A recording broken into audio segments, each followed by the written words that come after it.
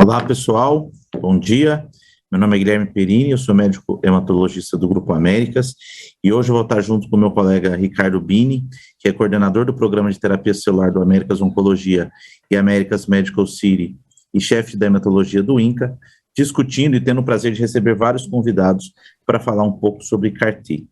Então, agora eu passo a palavra ao Dr. Bini e a gente volta depois durante as discussões.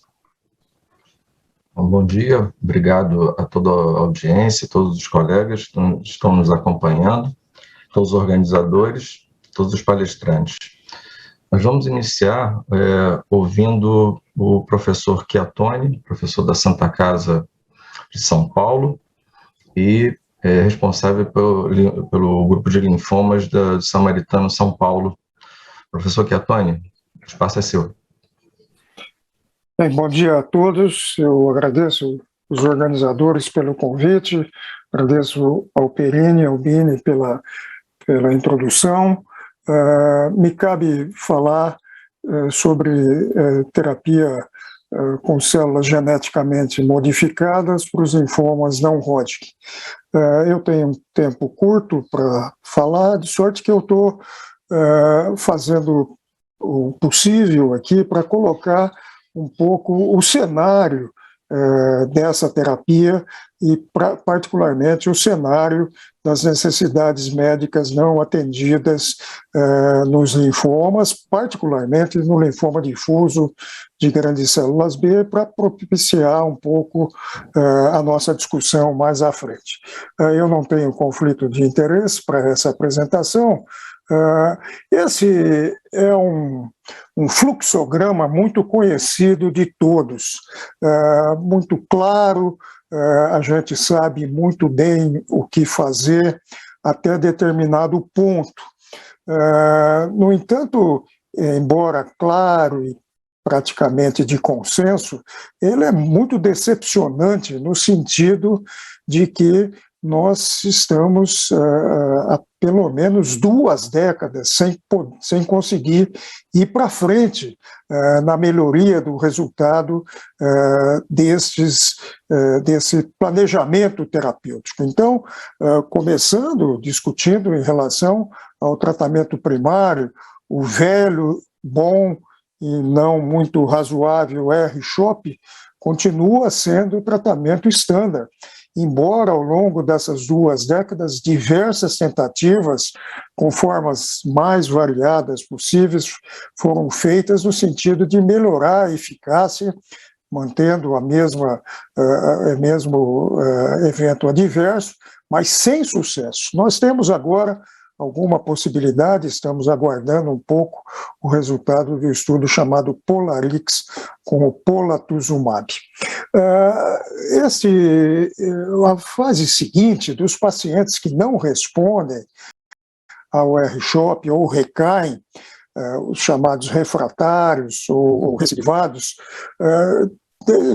desde um estudo chamado PARMA, em 1995, se concluiu que que um tratamento de salvamento, ou seja, com uma poliquimioterapia baseada em platina, mais intensivo do que o inicial R-CHOP, consolidado com o transplante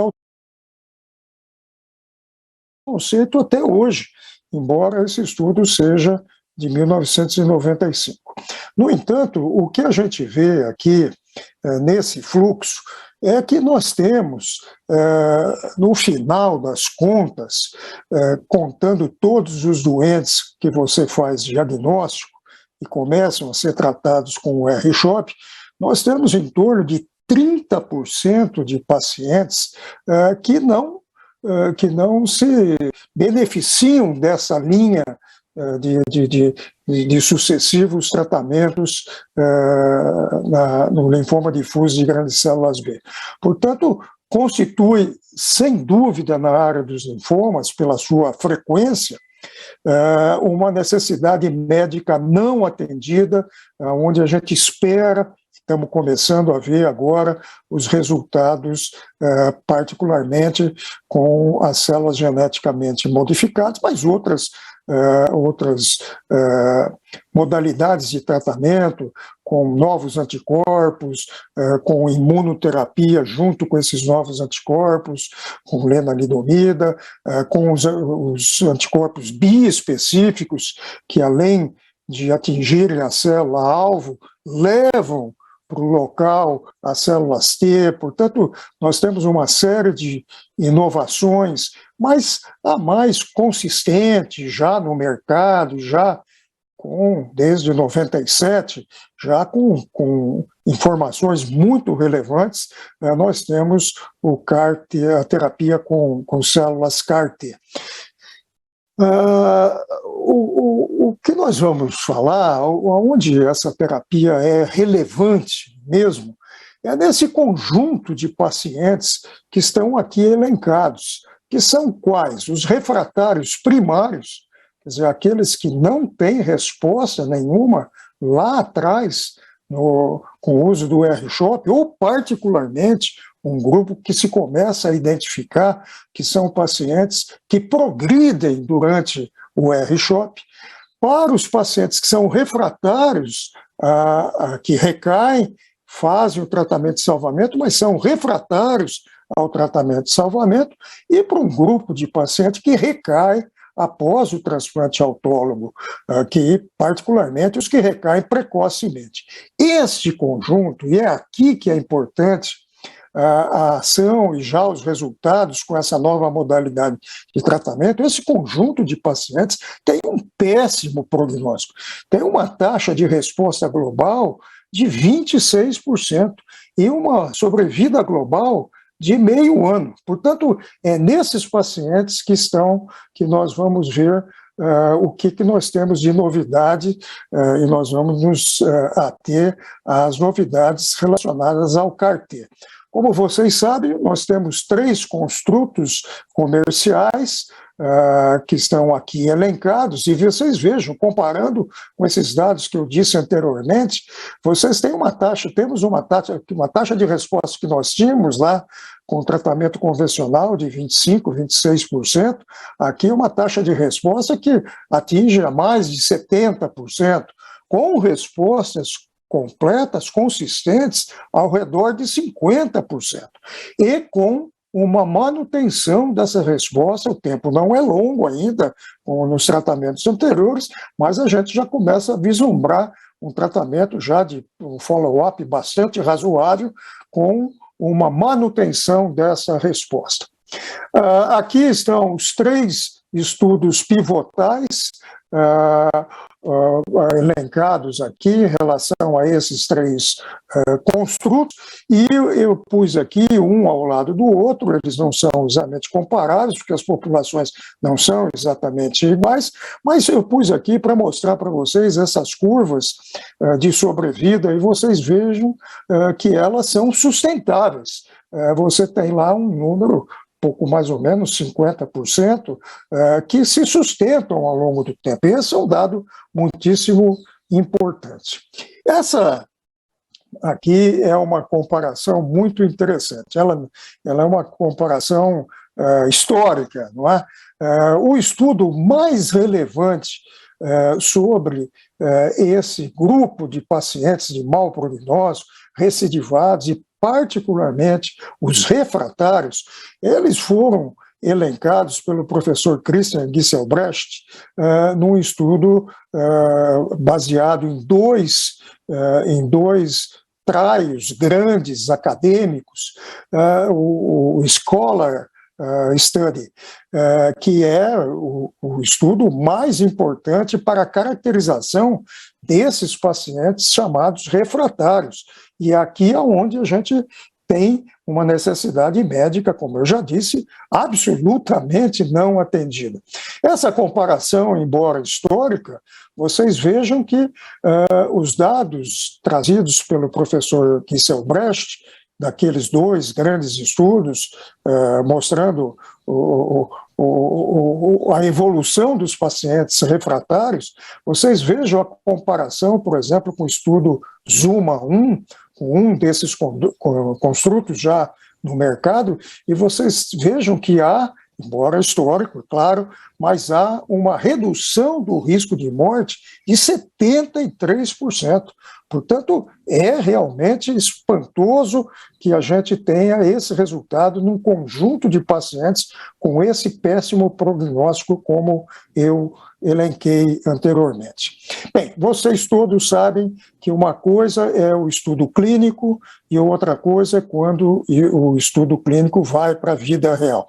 A regra é que, por diversos motivos, que não cabe aqui discutir, a regra é que quando o estudo clínico vai para a vida real, com menos rigor na seleção, com menos rigor que o estudo clínico tem propriamente, as coisas na vida real costumam não ir tão bem quanto nos estudos pivotais. Aqui nós estamos vendo uma coisa, eu diria, do meu conhecimento, inédita. Esse levantamento feito pelo professor Marcelo Pasquini, com dados de registro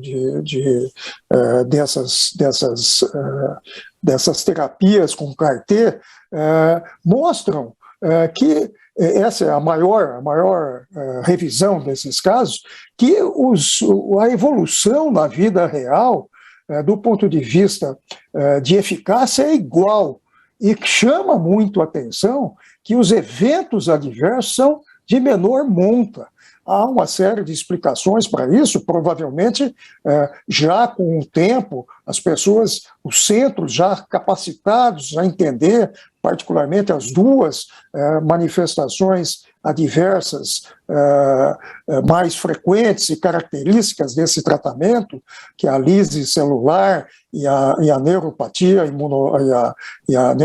imunológica, toxicidade neurológica, o melhor manuseio desses pacientes fazem com que esses eventos sejam de menor frequência e com menor desfecho. É muito interessante, e eu acho esse diapositivo muito relevante, a gente observar alguns subgrupos como estão aqui elencados. Por exemplo, o chamado linfoma de grandes células de alto grau ou duplo ou triplo hit, e vocês vejam que a taxa de resposta nesses pacientes altamente resistentes é alta, em torno de 70%, em torno de 40% de resposta completa. E mais, nos pacientes acima de 65 anos, vocês vejam que as complicações são de uma frequência de em torno de 5%. Portanto, esses dois pontos eu acho muito importante salientar nessa modalidade de tratamento. Esses são os dados, repetindo mais ou menos o que eu já disse, mostrando que a eficácia na vida real parece ser igual, semelhante, mas os eventos adversos são de muito menor monta. Aqui são os dados também do CI-BMTR, mostrando que com o advento dessas novas modalidades de tratamento, o transplante autólogo vem diminuindo nos Estados Unidos. Mas esse é um ponto que precisa ser muito discutido. Na realidade, o CAR-T não substitui, a meu ver, que claramente o papel do transplante autólogo, e isso precisa ser muito bem discutido, particularmente nos casos de resposta parcial. Existem 3 estudos comparando CAR-T com o transplante. O estudo ZUMA-7, o BELINDA e o TRANSFORM.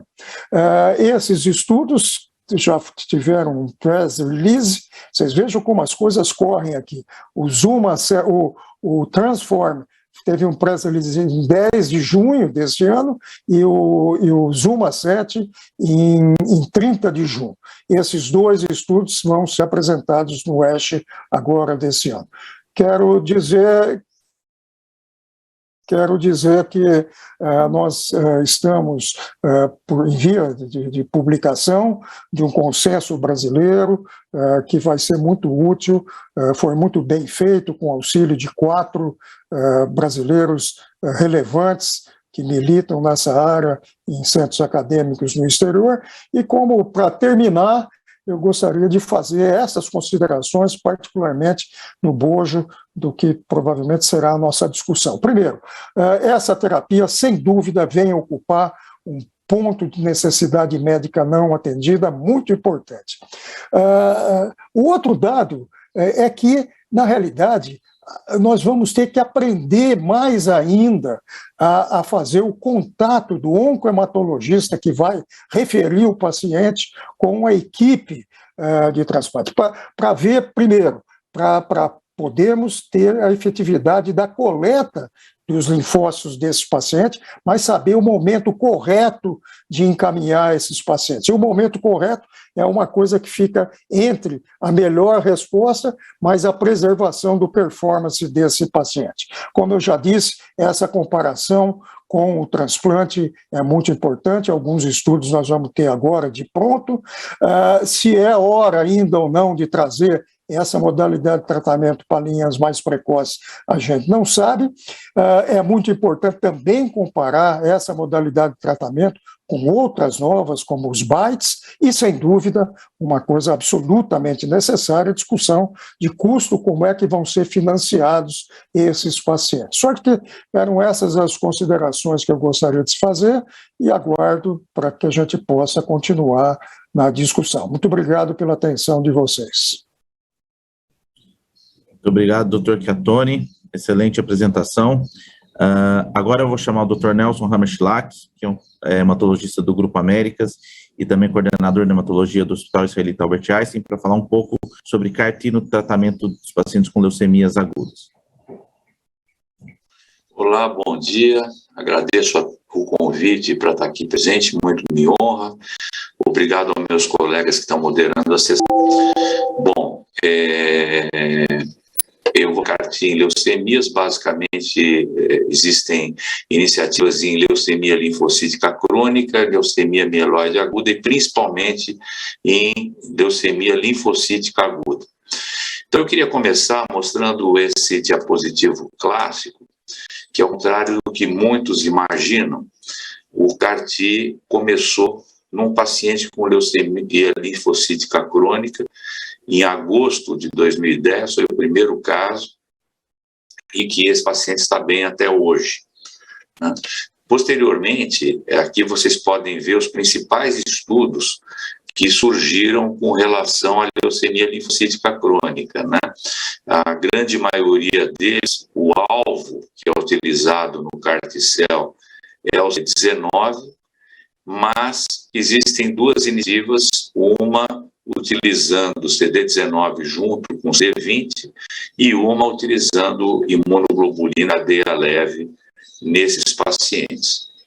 Aqui vocês veem que são poucos os casos que foram realizados, né? A maioria são série de casos, e a gente destaca que dois grupos aqui têm um número mais relevante de casos, como esse aqui com 24 pacientes refratários ou recidivados, e esse grupo com 32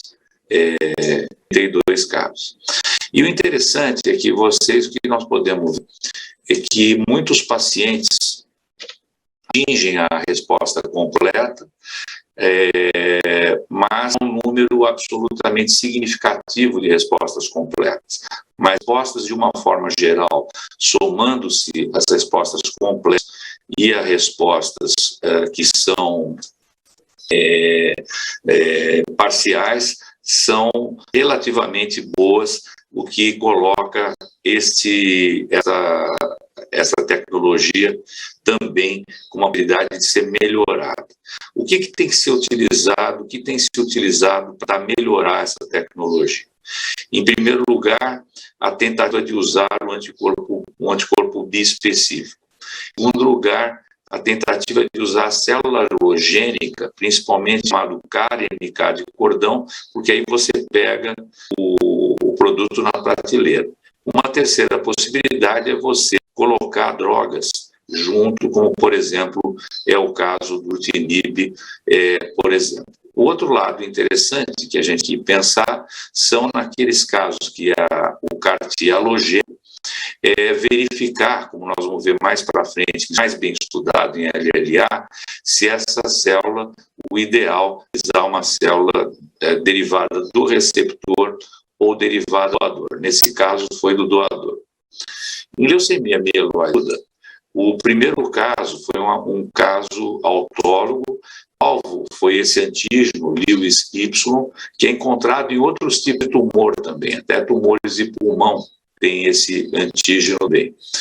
E o que esse estudo foi importante, foi o estudo em LMA, é que ele teve limitada eficácia, mas efeitos adversos. Então, ele foi uma espécie de prova de conceito. Depois disso, vários estudos foram utilizados. O grande problema é que a maioria dos antígenos na LMA são também expressas aos normais progenitores, o que levam esses pacientes à aplasia grave, né?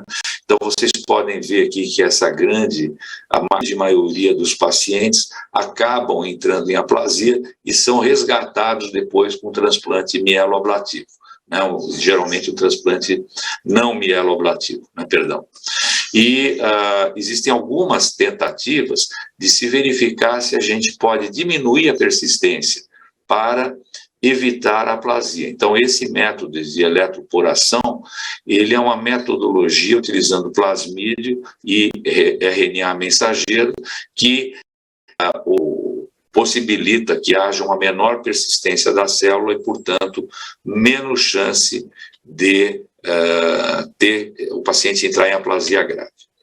E aqui, para vocês terem uma ideia, né, esse diapositivo acaba de ser publicado numa revisão, é o número de estudos abertos para a CAR-T de uma forma geral. Quer dizer, em leucemia mieloide aguda, em leucemia mieloide aguda e mielodisplasia, também em doenças mieloproliferativas, inclusive em leucemia mieloide crônica, que não responde ou foi refratário ou tem a mutação T315I, que impossibilita a maioria dos inibidores de tirosina quinase. Eu queria mostrar aqui para vocês que se nós formos olhar, o Dr. Chiattoni mostrou aqui para vocês a utilização em linfoma. Quer dizer, linfoma é, sem dúvida alguma, a maior utilização destas células. Esse é um dado do CIBMTR, e a leucemia linfocítica crônica, ela conta com 19% das indicações, sendo todas as outras indicações, mieloma e outras doenças, indicações em menor grau. Esse caso ficou um caso clássico. Eu me lembro que eu estava frequentando uma ASH e quando foi anunciado o primeiro caso realizado na Universidade da Pensilvânia, em que se utilizou o CAR-T para essa menina chamada Emily, de leucemia linfocítica aguda, que foi resgatada depois de um transplante alogênico e está viva até hoje. O estudo mais importante nessa doença é o estudo Eliana, que incluiu 75 pacientes. Foi o primeiro estudo que fez uma prova de conceito de que o CAR-T pode ser congelado e pode viajar, né? Então, era um produto que a Novartis patenteou em cima do produto da Pensilvânia, e nesse estudo multicêntrico, a fábrica, vamos dizer assim, do CAR-T ficava em New Jersey, mas aí pacientes do Japão foram incluídos. Então, foram incluídos 75 pacientes, uma taxa de remissão de 81%, uma sobrevida geral de 76%, uma sobrevida de recidiva de 59%, e outros 8 pacientes utilizaram o CAR-T como ponte para transplante alogênico. O Dr. Chiattoni citou esse estudo, e realmente esse estudo é muito importante, porque é um estudo que foi capitaneado por um brasileiro, que é o Marcelo Pasquini, que hoje é uma das pessoas mais importantes no Centro Internacional de Transplante de Medula Óssea, que contém um registro de casos, e ele mostrou que, comparando com a vida real, né, então aqui o do CIBMTR e o estudo Eliana, né, o estudo BMTR com 249 pacientes com LLA, não houve diferença nas taxas de resposta, não houve diferença em se obter a doença residual mínima negativa, não houve diferença na duração de resposta e tampouco houve diferença na sobrevida livre de doença e na sobrevida geral. E ele mostrou também que os efeitos adversos não foram diferentes. Recentemente foi publicada, aliás, ainda não foi publicada essa revisão, isso aqui está ainda em um trabalho submetido que deve sair recentemente, logo, que é uma experiência de CAR-T para leucemia linfoblástica aguda, aqui estando aquele esquema que todos conhecem, da aférese, se você precisa ou não fazer algum tratamento prévio, a linfodepressão que você faz como se fosse um condicionamento, a expansão da célula, a resposta e depois o manuseio da toxicidade, eventualmente o uso de uma consolidação com transplante alogênico. Esses são os vários estudos que existem em leucemia linfocítica aguda. Então, tem um estudo do NIH, esse estudo é interessante porque eles utilizam como alvo o CD22, né? E 70% dos pacientes tinham, 88% tinham falha do CD19. Então, vocês vão ver que existe um mecanismo de escape, mesmo nesses pacientes teve 70% de taxa de remissão. Aqui o grupo de Seattle, 45 pacientes, resposta completa em 93% a 100% deles, mas vocês veem que tem uma taxa de recidiva alta, né? 50% nesses pacientes, né? Então, 93% de taxa de remissão em adultos com LLA, o que é um número incrível, né? Agora, o interessante é que essas taxas de recidiva é que levam a gente a pensar se na LLA qual é o espaço ou não de se usar o transplante alogênico, e isso não está muito bem definido. Aqui o grupo do Memório, e vocês veem que aqui, olha, cerca de 40% dos pacientes receberam o transplante alogênico pós, né? E aqui vocês veem que esse grupo, que foi formado por casos do Memório, Dana-Farber e o Boston Children's Hospital, e que atendeu 25 pacientes, incluindo adultos e crianças, 83% deles seguiram para o transplante alogênico e, mesmo assim, uma taxa de recaída de 22%. E por que as pessoas perdem a resposta na LLA? Geralmente, ela perde por conta ela perde o epítopo-alvo, ou ela apresenta um escape do antígeno, é o caso do CD19. Então, por exemplo, no estudo Eliana, que é o estudo pivotal, vamos chamar assim, 15 de 22 pacientes que recidivaram foram por escape de antígeno. Quais são esses mecanismos? A gente supõe que seja a pré-existência de subclonos negativos para o clone, uma alta taxa tumoral com heterogeneidade, terapia preventiva com blinatumomab e a mudança de linhagem de uma origem linfóide para mieloide, que ocorre principalmente quando há rearranjo do KMT2A. Dois assuntos interessantes é a utilização do CAR-T pré-transplante, né?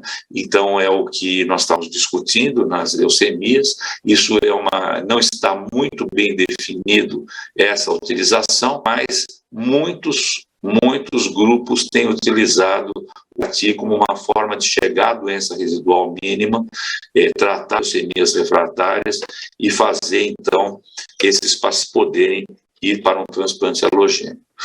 E, por outro lado, vocês têm os pacientes que têm o transplante primeiro, o CAR-T depois. Vocês veem que essa situação, ela aumenta aqui, porque a Tony mostrou para vocês o que acontece em linfoma. Aqui vocês vejam que em leucemia, né, vocês veem que está diminuindo o número de casos que fazem o transplante alogênico prévio, quer dizer, o CAR-T está sendo utilizado mais precocemente. E o dado interessante é quando você analisa se você utiliza, nesses casos, uma célula derivada do doador ou derivada do paciente. E o que a gente acaba observando é que parece que quando você usa a célula derivada do doador, você tem menos aguda e crônica do hospedeiro e você tem uma maior taxa de reação e de eficácia nisto, mas isso ainda é motivo de discussão se você deve, qual você deve utilizar, e nem sempre você tem essa opção do que você vai utilizar. E aqui vocês veem quais são os alvos que foram utilizados em todos esses pacientes. E aqui vocês veem que a maioria dos pacientes que obtiveram aqui, que foram comparados, 36 pacientes com transplante halogênico e aqueles não, esse grupo que é coordenado pelo Park no Memorial, ele mostrou que não houve diferença se você faz ou não faz o transplante antes na taxa de remissão, e tampouco houve diferença também nos efeitos de efeitos adversos como CRS e neurotoxicidade. E finalmente, quando nós paramos o DLI com o CAR-T, nós vamos observar que a taxa daqueles pacientes que fazem CAR-T pós-transplante vão melhor do que aqueles que fazem DLI. Então, portanto, para a gente concluir, a gente pode dizer que CAR-T para LLC funciona para casos selecionados, mas os resultados estão aquém dos alcançados em LLA, linfoma e mieloma. CAR-T em LMA ainda incipiente, principalmente em função da aplasia pós-procedimento. CAR-T-cel em crianças e adultos com LLA apresenta altas taxas de resposta sobrevival e sobrevida livre de doença. Recidivas ocorrem em cerca de 50%. O papel do transplante de medula óssea em consolidação ainda a se determinar. O papel do CAR-T pós-recidiva de TMO é importante, parece melhor com células derivadas do receptor. Não há diferença de resultados de toxicidade no uso do CAR-T pós-transplante, e CAR-T é melhor do que DLI no salvamento desses pacientes. Então, eu gostaria de agradecer o convite e espero ter cumprido o meu tempo. Muito obrigado.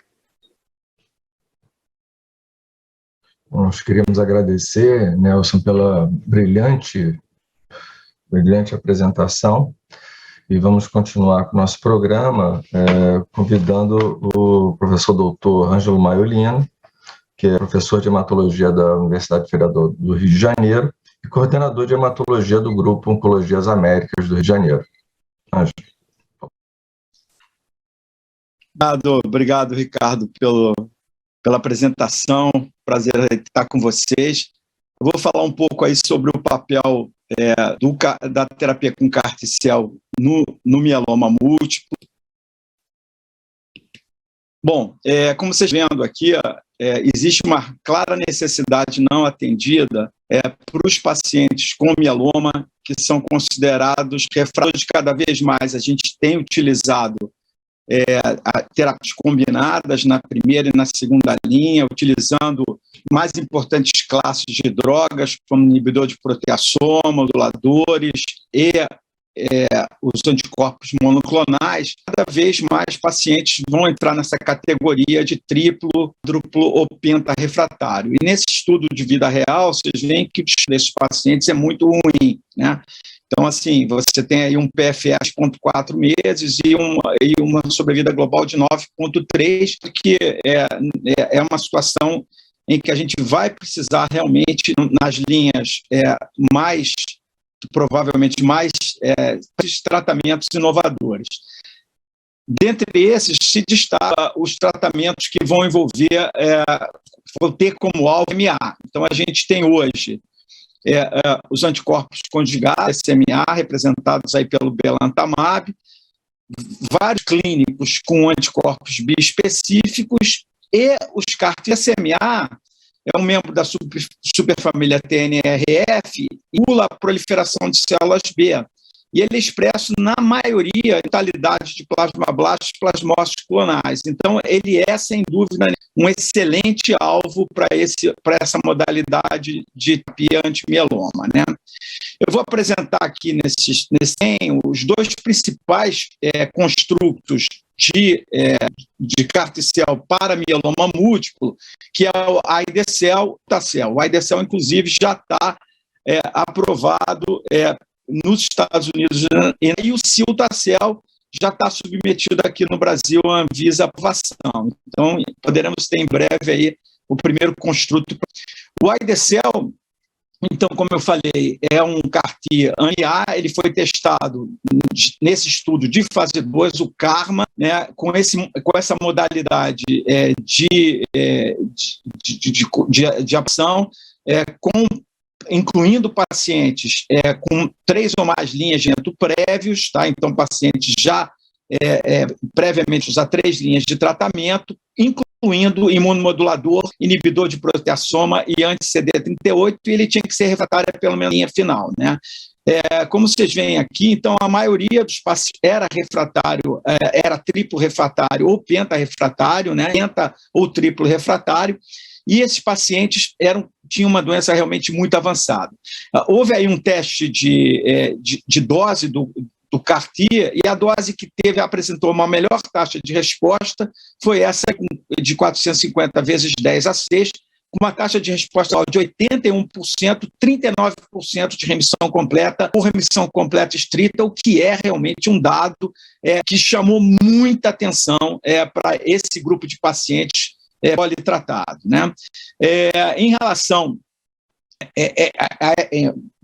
na avaliação por subgrupo para a taxa de resposta global, a gente vê que todos os grupos tiveram um benefício, a dose teve um efeito importante, e mesmo para triplo, pentatário e com doença extramedular, a taxa de global foi bastante satisfatória, considerando particularmente os 450 vezes 10 a 6. Claro que, em termos de sobrevida livre de progressão, a gente ainda tem aí um dado ainda preliminar, né? O follow-up ainda não é o suficientemente longo, mas como vocês veem aqui, que em 12 meses, a mediana de PFS foi de 12 meses para a dose de 450, e particularmente vantajosa de 20 meses para aqueles pacientes que obtiveram uma remissão completa ou uma remissão completa estrita. Então, na realidade, por gente bons respondedores, a resposta foi excelente. A duração de resposta, a mediana duração de resposta chegou a 21 meses para os pacientes que entraram em remissão completa ou remissão completa estrita, e ela, claro, que foi não teve grande diferença entre os pacientes com 3 ou mais linhas de tratamento prévio. Foi feita a comparação com o estudo Mammoth, aquele que eu mostrei anteriormente, né, com uma comparação, claro, não controlada, o estudo Mammoth, estudo de grupo histórico, né, e vocês veem aqui, assim, uma vantagem clara para o AIDECEL, quando comparado esse grupo histórico tratado com tratamentos convencionais, né, tanto em termos de sobrevida global, quanto em termos de sobrevida de progressão. Em relação aos aspectos de segurança do AIDECEL, a gente vê que a síndrome de liberação de citocina ocorreu em 80% dos pacientes, mas de grau 3, ou foi apenas em 4% dos pacientes, né? Uma frequência grande, mas, felizmente, com uma gravidade não tão intensa, né? Citopenia ocorreu na quase totalidade dos pacientes, né? Mas foi bem manejado, e a totalidade neurológica a gente tem aí em cerca de grau 3, em cerca de 4% dos pacientes apresentam câncer e toxicidade neurológica.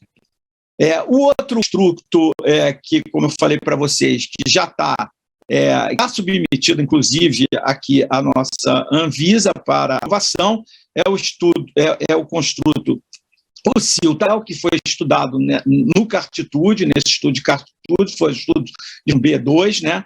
Então, na verdade, esses pacientes passavam pela féris, faziam uma terapia ponte, se necessário, a linfodepressão ciclofludará e a infusão do Cilta-cel, né?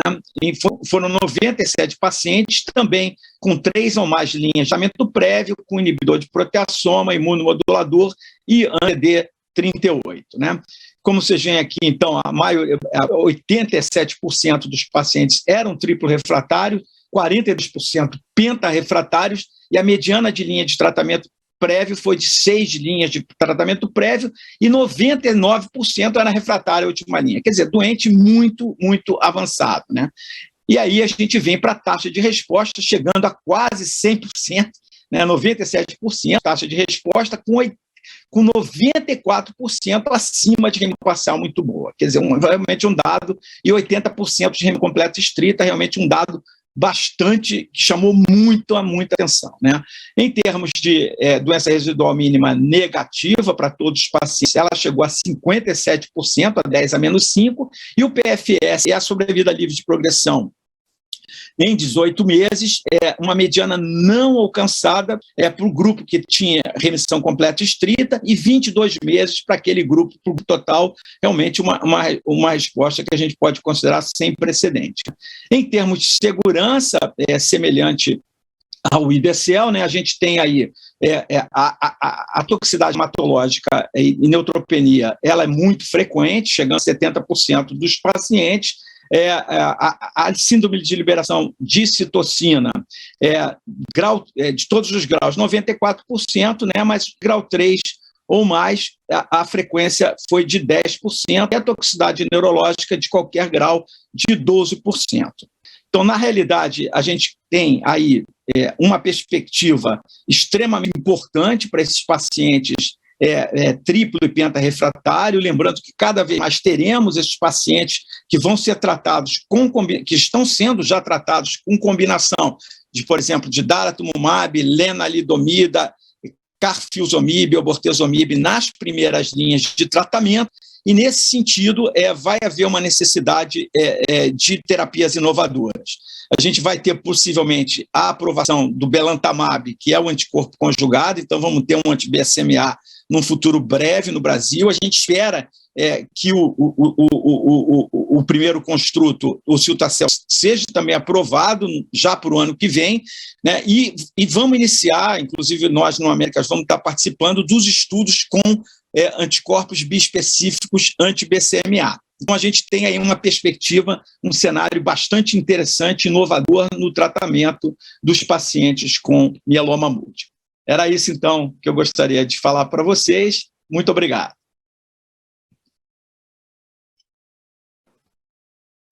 Obrigado, Ângelo. Excelente apresentação. Então, agora vou passar a palavra para a doutora Adriana Seber, que é coordenadora do Grupo OncoTMO em Pediatria, médica também do Hospital Samaritano, para falar um pouco sobre CAR-T, perspectiva da pediatria.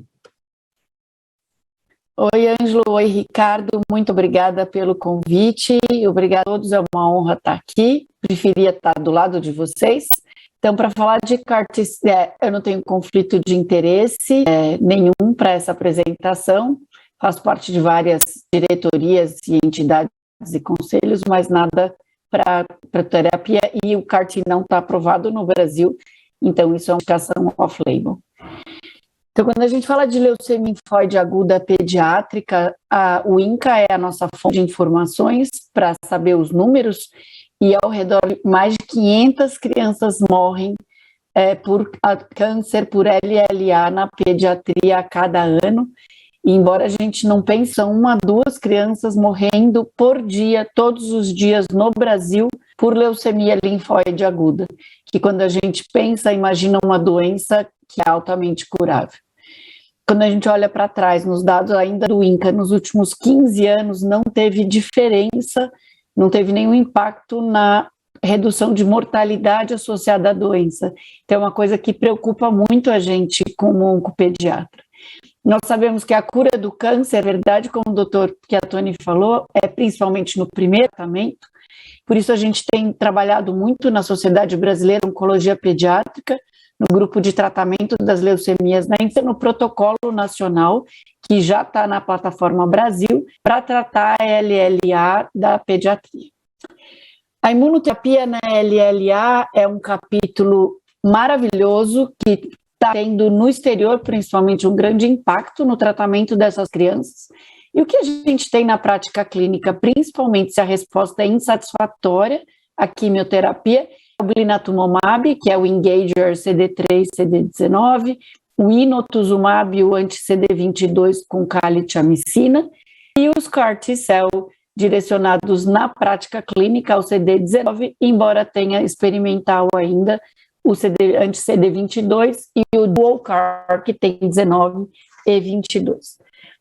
A gente sabe que os CAR T-cell, eles podem ter como domínio coestimulatório, que a gente insere no linfócito T, o CD28 ou o 41BB, e isso tem um impacto enorme em quanto tempo esse CAR T-cell fica na circulação do paciente, permanece no corpo do paciente, porque isso tem implicação sobre a necessidade ou não de fazer transplante de medula depois do CAR T-cell. Então, quando a gente faz um CAR T-cell anti-CD28, a gente sabe que tem um tempo curto, uma janela curta de emissão, e esse paciente tem uma chance enorme de recair de novo e precisa de um transplante de medula.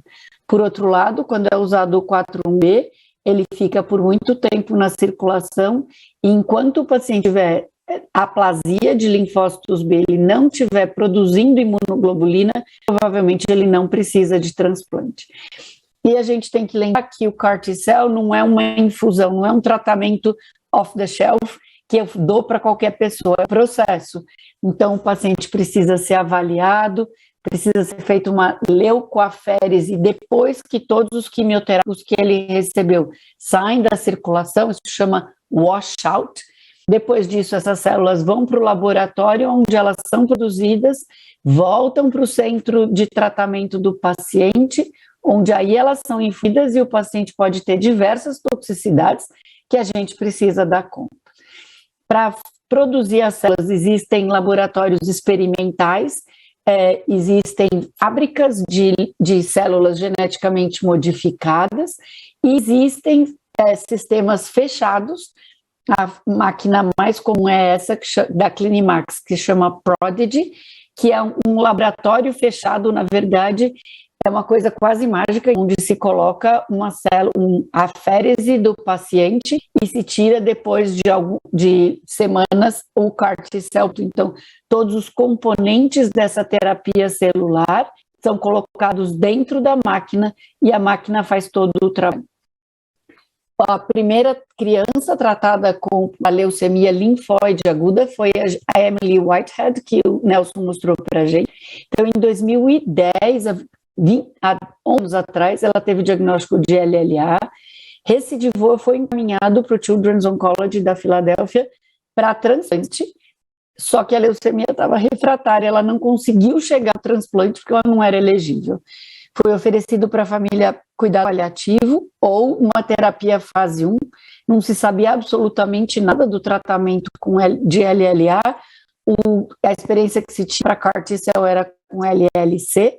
Em abril de 2012, a Emily foi a primeira criança tratada para LLA, a primeira pessoa, na época o nome era CTL-019, então ela passou maus bocados, quase foi oferecido tratamento paliativo de novo durante o tratamento, porque teve uma série de toxicidades, mas ela se curou da doença, todo ano ela tira foto com a plaquinha dela, já há muitos anos pós-tratamento, foi muito comemorada com Obama pelo Carl June, e os pais são grandes defensores de que os pacientes sejam incluídos em ensaios clínicos, porque é a única maneira da gente avançar a ciência.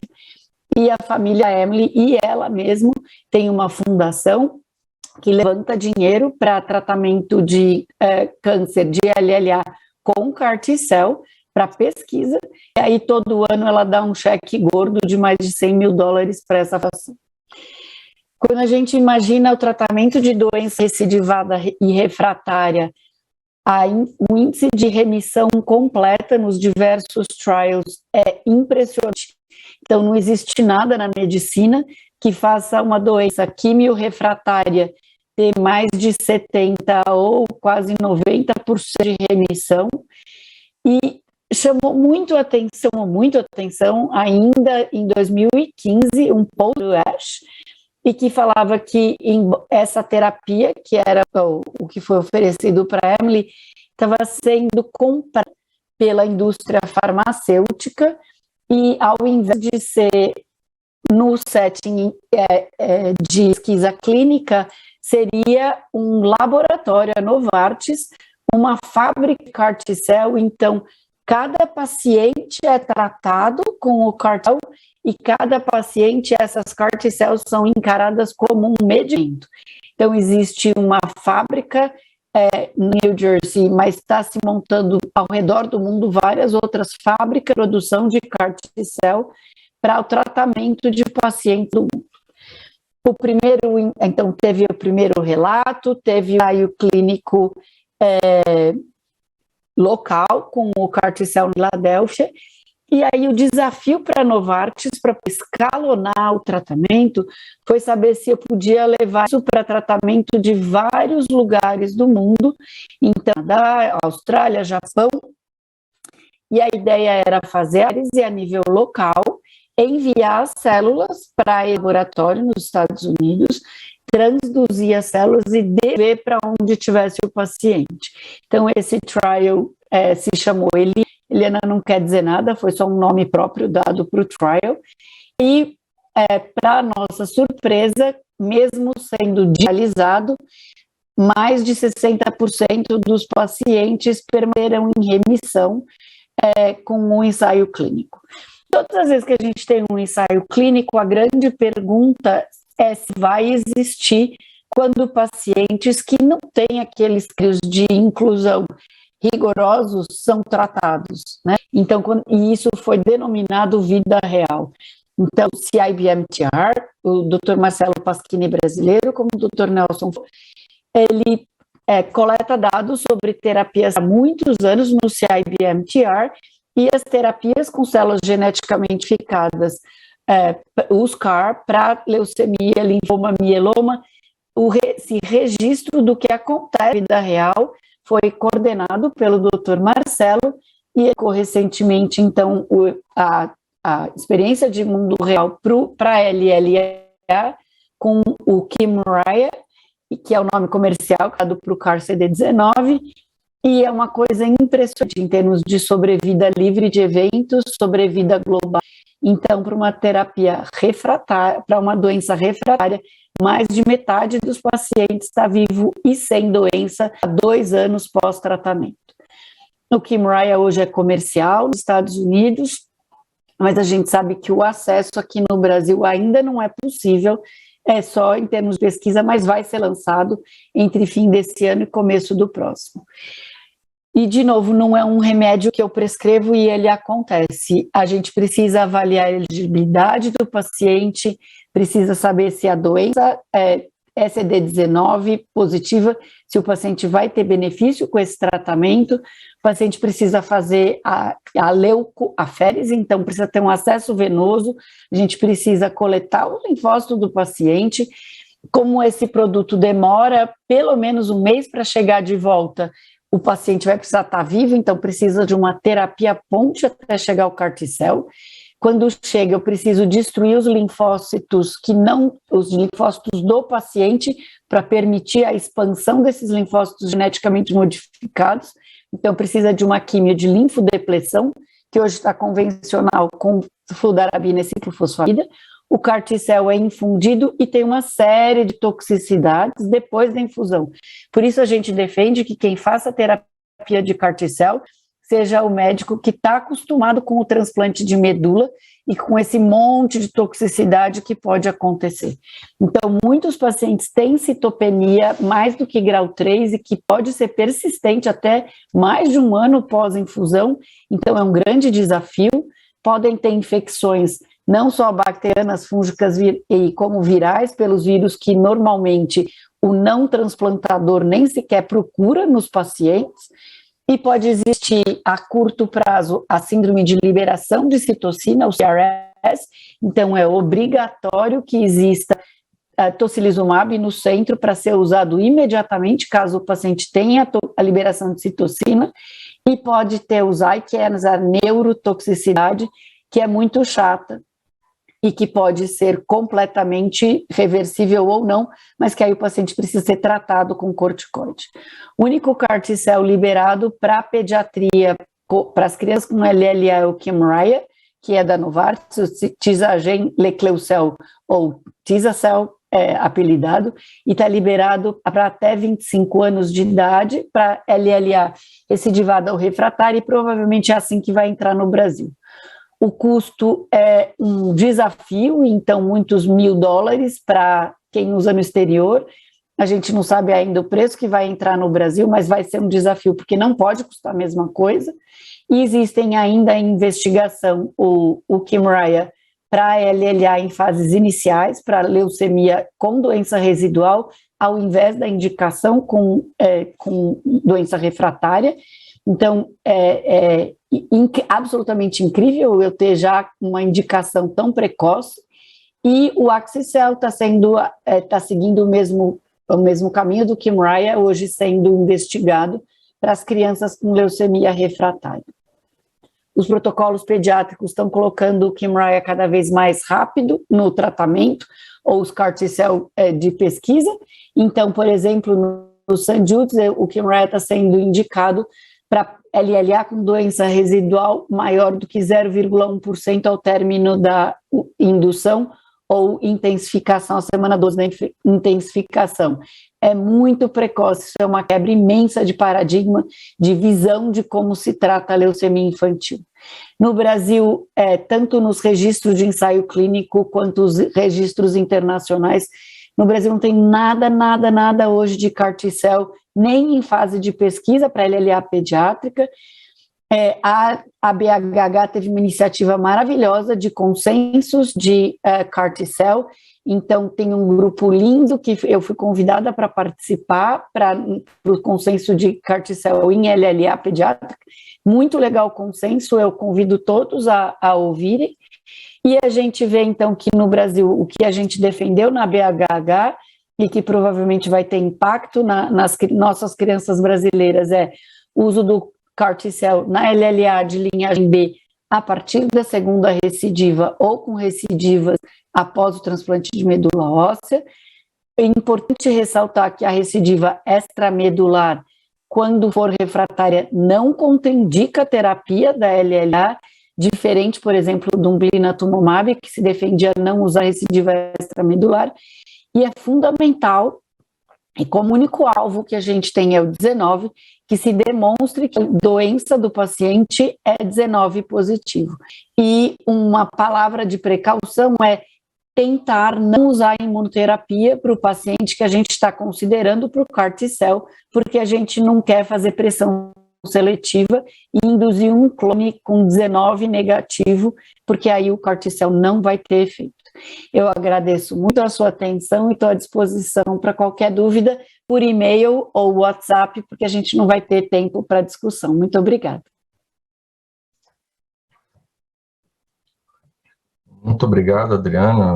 Uma brilhante apresentação, é importantíssima, né, esse contexto aí pediátrico. Eu queria fazer algumas considerações que acredito que a gente meio que sintetiza algumas coisas, né, como nós estamos mudando alguns conceitos da terapia celular. No dia 1º de novembro desse ano, eu monitorando isso frequentemente, no site NCI Clinical Trials, nós tínhamos lá registrados 1.013 estudos no total em CAR T-cell. Desses 1.013, 366 para crianças e adolescentes. Eles incluíam pacientes com linfomas T, linfomas B, leucemias, e mais, assim, muito impressionante, vai mudar também a questão da inserção também da biologia de tumores sólidos, não só nós oncohematologistas, porque estudos em andamento para carcinoma hepatocelular, sarcomas, mesotelioma. Já temos estudos completos, em torno de 57 estudos já completados e publicados, e estudos ativos ainda não estão recrutando, mas estão sendo avaliados. É importante em tumores do sistema nervoso central, estômago, carcinoma retroperitoneal, CA coloretal, câncer de pâncreas e mesmo até em doenças autoimunes e também para infecção pelo HIV. Isso é muito importante a gente ressaltar, que eu acho que nós estamos em evolução muito rápida. Esse futuro está chegando muito rápido. Uma outra questão é que todo esse benefício, essa eficácia, né, de que a gente agrega novos resultados que podem melhorar muito em relação à sobrevida do paciente, isso também vem, isso é importante também que ela colocou, a importância dessa experiência com outras formas de terapia celular, transplante halogênico, que nós temos algumas mudanças de paradigma em relação à toxicidade. Caso síndrome de liberação de citocinas, que nós vemos isso com um pouco mais de frequência em oncohematologia, mas um cenário que é da neurotoxicidade e que traz para o centro do grupo, né, de terapia celular, do grupo ali de transplante. Normalmente temos hematologistas, intensivistas, infectologistas, mas também o papel da imunologia, do neurologista em relação às infecções neurológicas que a gente começa a estar muito mais presente, sem esquecer, né, as próprias questões relacionadas à doença, com recidivas eventuais e infecção. E, para complementar, eu acho que tudo que nós vimos, tudo que nós ouvimos, né, sobre o que Ângelo, Nelson, Chiattoni, a Adriana citaram, a terapia com CAR-T não é apenas uma nova forma de tratamento, é uma forma de terapia celular baseada em diversas plataformas que estão em desenvolvimento, customizadas para diversas doenças neoplásicas e não neoplásicas, podendo atingir pacientes com perfis diferentes, talvez não fossem nem candidatos a outras terapias, talvez mais complexas, com mais efeitos colaterais, complicações, né? E está em frequente evolução quanto à eficácia e também quanto à segurança. Queria agradecer. Obrigado, Bini, pelas suas ações. Então, a gente vai agora passar para o nosso papo em transplante de medula óssea. Então, espero vocês agora para a gente um pouco mais sobre transplante.